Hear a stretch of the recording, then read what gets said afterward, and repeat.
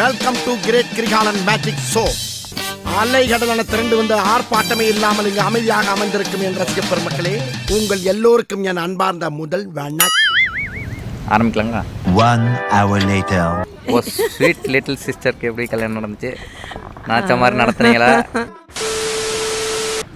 எல்லாரும் chorus happy married life பண்ணி லாஸ்டா இருக்குடா. அது லாஸ்டா வெச்சு ஹாப்பி மேரிட் லைஃப் பண்ணா. ஸ்டார்ட் பண்ணலாமா சார்? இந்த சம்பவத்தை கண்டிப்பாக சொல்லணும். ஒரு நாள் வந்து நாங்கள் ஏன் எல்லாத்தையும் அரைகுறையாக பண்ணுற, ஏன் இப்படி சேட்டை பண்ணுற அப்படின்னு நாங்கள் திட்டினப்போ போய் ரொம்ப கோவமாக கிச்சனில் இருந்த போர்டில் எழுதினான், நான் ஒரு அரைகுறை, அந்த அரைகுறைய கூட அரைகுறையாக எழுதுறேன்.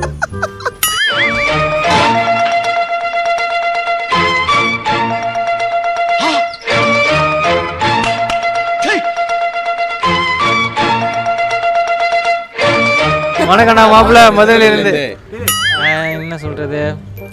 ஸோ ஹஸ்பண்டோட வெளியே போனேன்னா ஒன்று நீ கரெக்டாக ஹஸ்பண்டோட திரும்பி வா, அப்படின்னா ஹஸ்பண்டை தொலைச்சிடாத.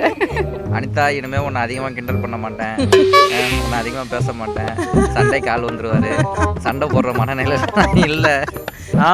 நாங்கள்லாம் பார்த்தீங்கன்னா அவன் ஜெட்டி போட்ட டைம் தான் ஃப்ரெண்ட்ஸு.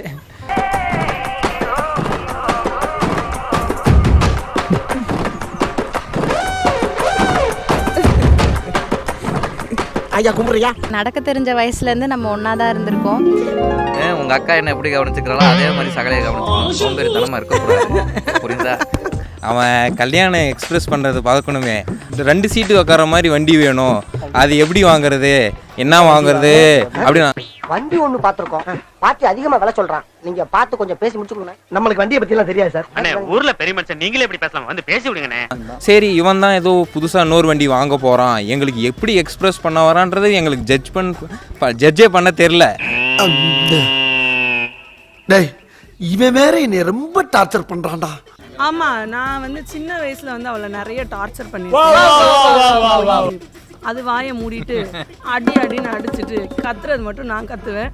எங்கள் வீட்டிலேருந்து பார்க்குறவங்கலாம் வந்து அனிதா தான் அடிக்குது என்னைய அப்படின்னு நினச்சி கூட சேர்ந்து 2 அடி அடிப்பாங்க. அவங்க வந்து ரவுண்ட்ஸ் போனோம், அவங்க வந்து என் கூட ட்ரிப் வரணும்.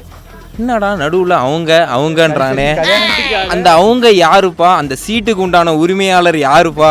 ஹாய் பேப்ஸு, உனக்கு கல்யாணம் ஆயிடுச்சா? இன்னும் என்னால் நம்ப முடியல அது ஆயிடுச்சுன்னு. இப்போயும் நான் நினச்சிட்டேன் அங்கே இருக்கோம் தான் நினைக்கிறேன். உன்னை பார்க்கும்போது தான் நீ தான் கல்யாணம் பண்ண ஞாபகம் வருது. உன்னைய பற்றி என்ன சீக்கிரம் சொல்கிறது, நீ ஒரு திறந்த புத்தகம், எல்லாருக்கும் தான் தெரியுமே. கல்யாணம் ஃபிக்ஸ் பண்ணிட்டாங்க அப்படின்னா, கால்வின் அப்படியா இப்படியா என்னடா சொல்கிற அப்படின்னு சொல்லிட்டு டைம் பத்தாது. இன்ஸ்டாகிராமில் பைக் லவ், அந்த லவ், இந்த லவ்னு போஸ்ட் போடுவான். இதுக்கு மேலே அனிதா லவ் மட்டும் தான் போடுவான்னு நம்புகிறேன். ஒன்று அவரை பற்றி தெரிஞ்சது, அவர் நல்லா பேசுவார், ஆனால் அனிதாட்ட மட்டும்தான் பேசுவார், வேற யார்கிட்டையும் பேச மாட்டாரு. கால்வின்